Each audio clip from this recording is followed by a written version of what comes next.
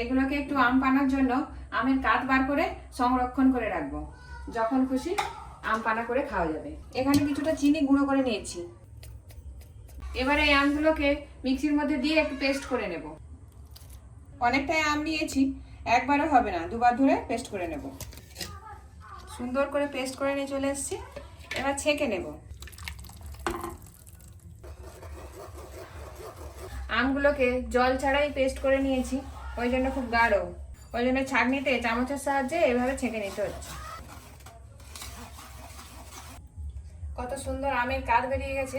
কাঠটাকে একটু ভালো করে গরম করে একদম ঠান্ডা করে জারের মধ্যে ভরে রাখতে হবে।